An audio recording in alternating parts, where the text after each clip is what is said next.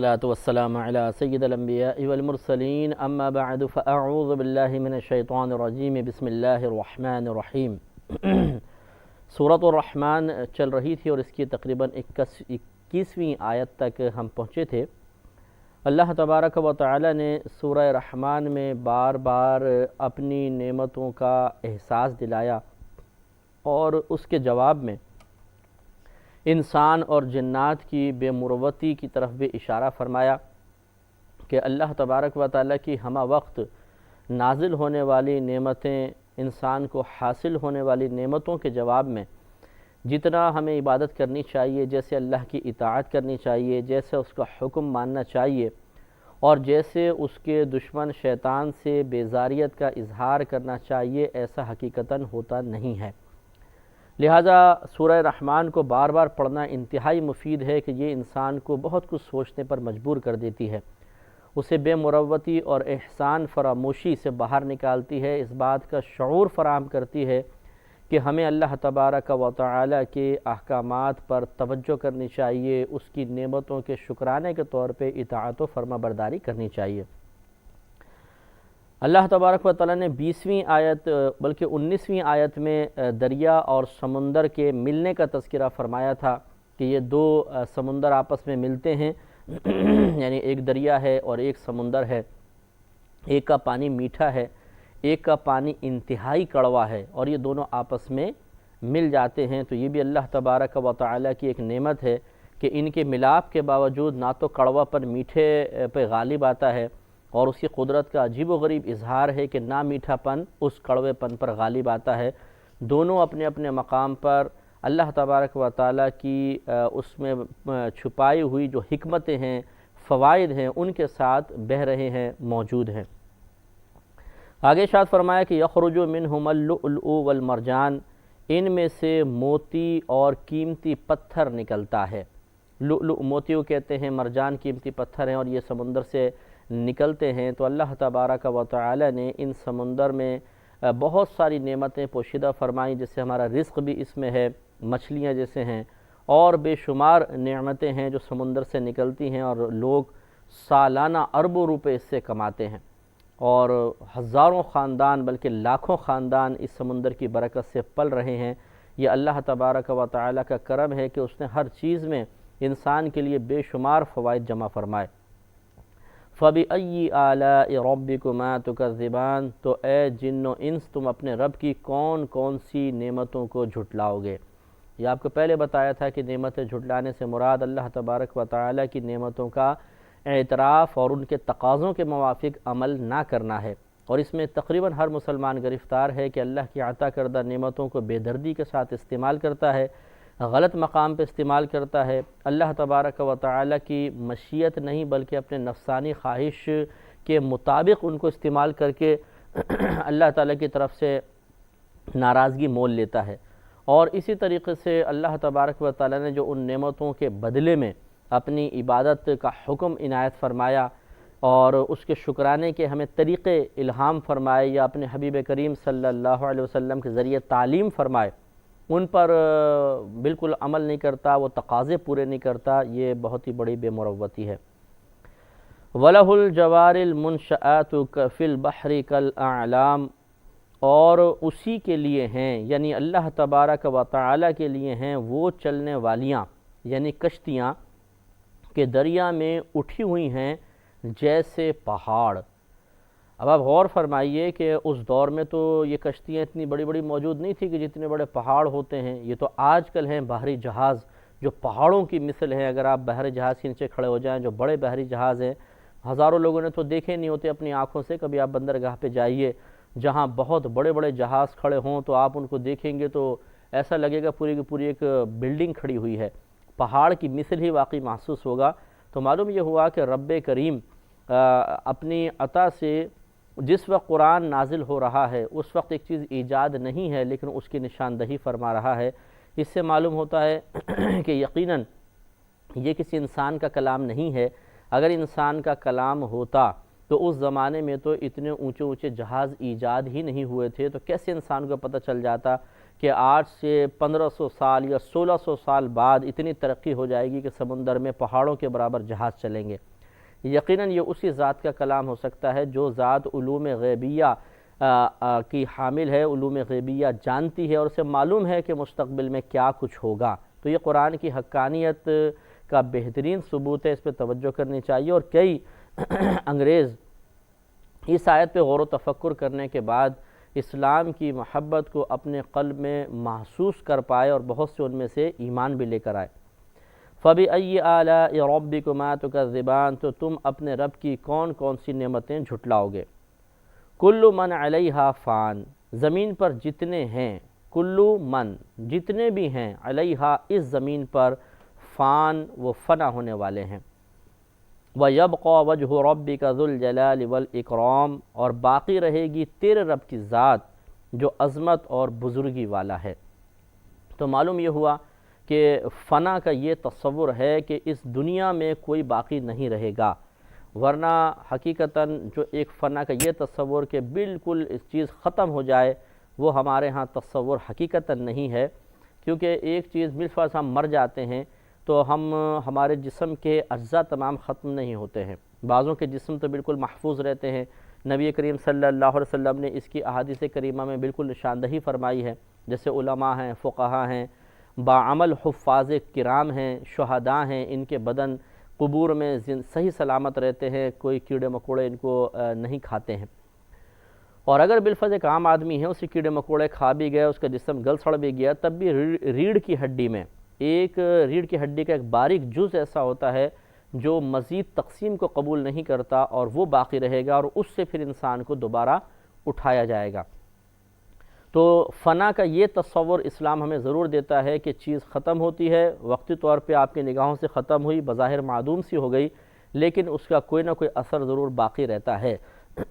لیکن اللہ تبارک و تعالیٰ کی ذات پاک ایک ایسی ہے کہ جس پر کسی بھی لحاظ سے فنا طاری نہیں ہوتی۔ اس سے معلوم یہ ہوا کہ اللہ تبارک و تعالیٰ سب پر عظمت اور فوقیت رکھتا ہے، کیونکہ دنیا کی کوئی بھی چیز ایک وقت ضرور ایسا آئے گا کہ باقی نہیں رہے گی، ختم ہو جائے گی، لیکن اگر ایک ذات باقی رہے گی تو ہمارے رب کریم کی ذات ہے۔ فَبِأَيِّ آلَاءِ رَبِّكُمَا تُكَذِّبَانِ، تو تم اپنے رب کی کون کون سی نعمتیں جھٹلاؤ گے۔ يَسْأَلُهُ مَن فِي السَّمَاوَاتِ وَالْأَرْضِ، سوال کرتے ہیں، مانگتے ہیں اسی رب سے وہ جو آسمانوں میں ہیں اور جو زمین میں ہیں، یعنی تمام مخلوق اسی کی محتاج ہے۔ خلاصہ کلام یہ ہے، انبیاء علیہ السلام ہوں، صحابہ کرام ہوں، اولیاء عظام ہوں، عام مخلوق ہو، فرشتے ہوں، دنیا کی کوئی مخلوق ایسی نہیں ہے جو اپنی بقا کے لیے اللہ تبارک و تعالیٰ کی محتاج نہ ہو۔ جس کو اللہ تعالیٰ چاہے ختم فرما دے، جس کو چاہے باقی رکھے، جس کو چاہے متغیر کر دے، کسی اور شکل میں بدل دے، فاعل حقیقی اللہ تبارک و تعالیٰ ہی ہے۔ کتاب انزلناہ الیک مبارک لیدبروا آیاتہ ولیتذکر اولو الالباب۔ اس سے معلوم ہوا کہ مسلمانوں کا یہ عقیدہ ہے کہ تمام انبیاء علیہ السلام، صحابہ کرام، اولیاء کرام اور عام جتنے بھی لوگ ہیں، سب کے سب اللہ تبارک و تعالیٰ کے محتاج ہیں۔ اگر کچھ دیتا ہے تو اللہ تعالیٰ ہی دیتا ہے، اللہ ہی دینے والا ہے۔ یہ الگ بات ہے کہ اس کی عادت کریمہ ہم یہی دیکھتے ہیں کہ وہ بغیر کسی وسیلے کے عطا نہیں فرماتا۔ جو کچھ عطا فرماتا ہے اس نے دنیا میں کچھ اسباب مقرر کر دی ہیں، ان کے ذریعے عطا فرماتا ہے، ورنہ چاہے تو ویسے بھی سب کچھ کر سکتا ہے۔ مثلاً اگر اللہ تعالیٰ چاہے تو براہ راست بھی شفا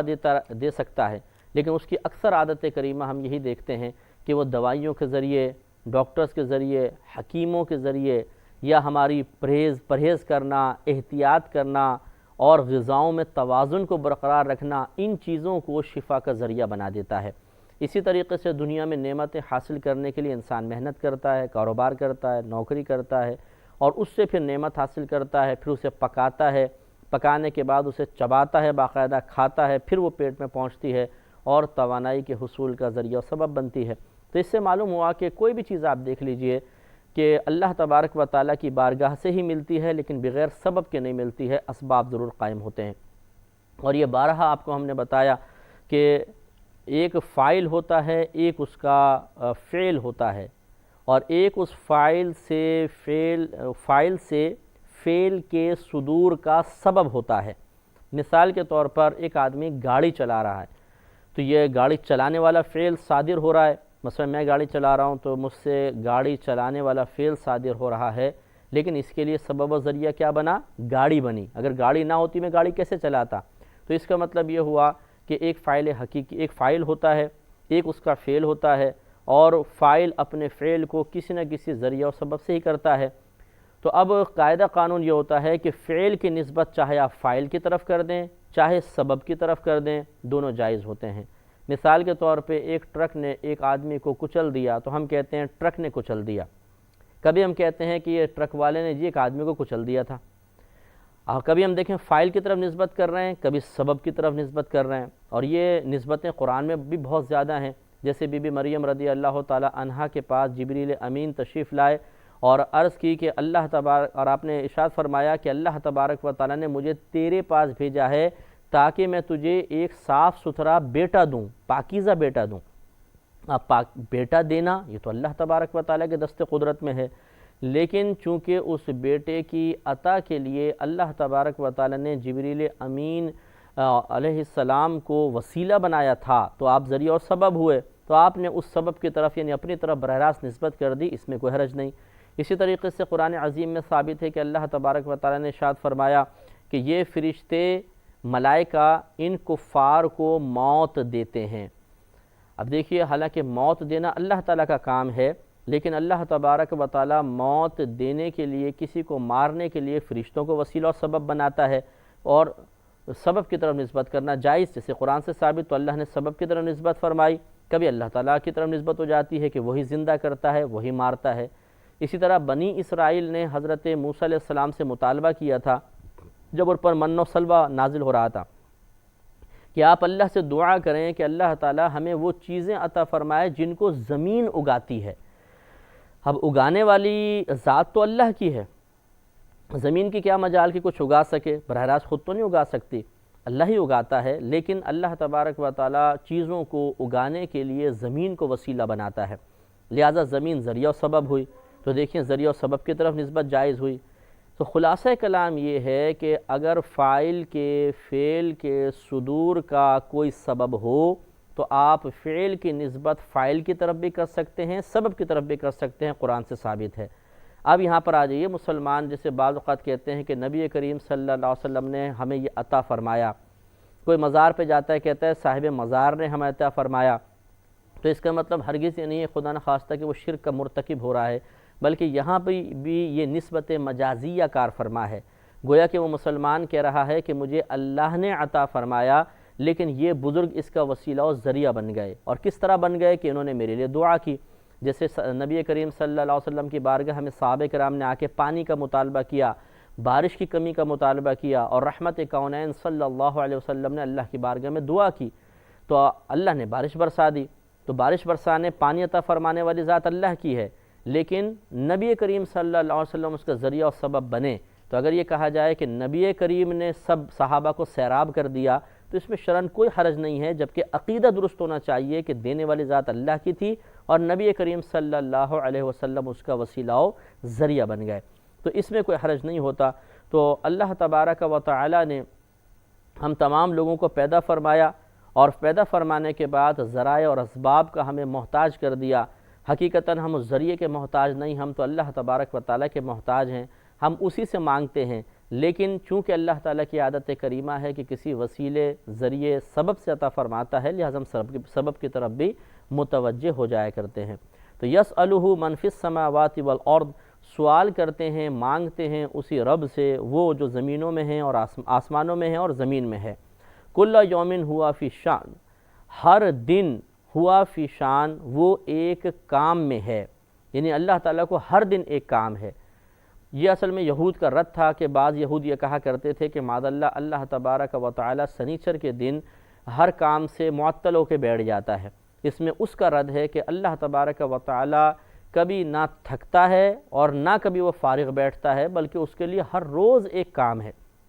وہ ایک کام ہے سے مراد یہ نہیں کہ ایک ہی کام ہے، ہر روز اس کے لیے ہزاروں کام ہیں، مثال کے طور پہ اگر آپ تقسیم رزق کے نظام کو ہی دیکھ لیجئے تو یہ ایک بہت بڑا کام ہے، اتنا بڑا کام ہے کہ ہماری عقل تھک جاتی ہے، اس کی حقیقت تک اور اس کی جمیع وسعت تک ہماری ذہنی رسائی ہو ہی نہیں سکتی ہے۔ کروڑوں مچھلیوں کو بھی غذا دینی ہے، کروڑوں کیڑے مکوڑوں کو، اربوں خربوں پرندوں درندوں جانوروں انسانوں جنات کو روزانہ غذا فراہم کرنی ہے، اور ہر ایک کی غذا مختلف، ہر ایک کی غذا کی مقدار مختلف۔ اب کتنا یہ آپ دیکھیے، غور کیجئے کیسا حساب و کتاب ہے کہ مثلا شیر کو ہرن کھانا ہے تو ہرن کی نسل بھی بڑھنی ہے، اس کی نسل میں بھی کمی نہیں ہونی چاہیے کیونکہ پھر شیر کی غذا ختم ہو جائے گی، تو پھر ان کے بچوں کو محفوظ بھی رکھنا ہے دوسرے جانوروں سے۔ تو کس طریقے سے اللہ تبارک و تعالیٰ اس پورے نظام کو چلا رہا ہے، حقیقت ہے کہ ہماری عقل تھک کر بیٹھ جاتی ہے، ہم اس کی حقیقت تک پہنچ ہی نہیں پا سکتے۔ تو کل یوم ہوا فی شأن، اسے ہر دن ایک کام ہے۔ فَبِأَيِّ آلَاءِ رَبِّكُمَا تُكَذِّبَانِ، تو تم اپنے رب کی کون کون سی نعمتیں جھٹلاؤ گے۔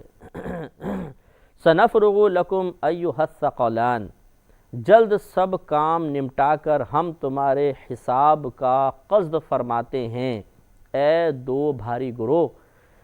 دو بھاری گروہ سے مراد انسان اور جنات، کہ اے انسان و جنات سنفرغ، ان قریب ہم فارغ ہو جائیں گے، لکم تمہارے لیے، ایھا الثقلان، اے دو بھاری گروہ۔